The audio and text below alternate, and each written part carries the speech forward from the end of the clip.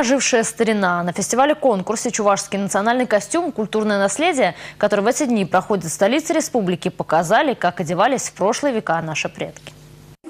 Галина Ефимова привезла на конкурс платья, которые долгое время хранились в сундуке ее соседки и были скрыты от посторонних глаз. Благодаря конкурсу эти наряды стали сегодня достоянием общественности. Галина примерила на себя шубр 1938 года. Именно в таком виде чувашские невесты раньше выходили замуж. Кстати, в прошлом веке женские свадебные наряды весили по 16 килограммов. Старинная и современная, мужская, женская и детская одежды. Интересные названия: шульгиме, мойщаки, тухьи, тивете, сурпаны и масмаки с уникальной вышивкой. Участники фестиваля свои экспонаты собирали буквально по крупицам. Мы искали среди своих односельчан, у старух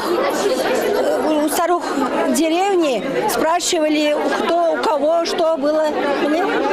По дворам ходили, почти позеленели монеты. 1748-45 год есть даже монеты. Серебро.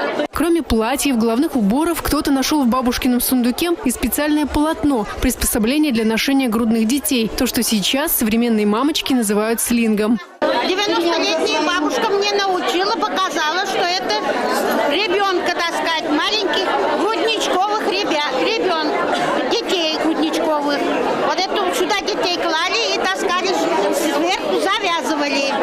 Народный костюм хранит в себе немало загадок. Чуваши говорят, что на платье женщины написана ее судьба. Но в наши дни прочитать и узнать значение иероглифов, вышитых, к примеру, на рубашке, могут только специалисты, которые занимаются изучением чувашской вышивки. Организаторы надеются, что благодаря фестивалю чувашская культура станет понятнее и доступнее, привлечет внимание молодежи.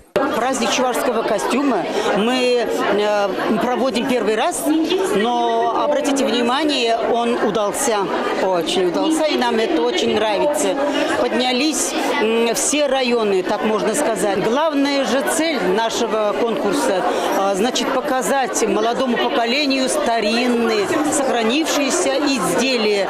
Это и старинные головные уборы, украшения. Участниками фестиваля стали гости из других регионов страны – Самары, Саратовской области, Республики Крым и Оренбурга. Они привезли уникальные костюмы, украшения и даже старинные орудия труда. Завтра, 24 марта, станут известны имена победителей. Номинаций немало. Это и традиционный чувашский национальный костюм и его элемент, национальные украшения, отдельно чувашская вышивка и авторская коллекция.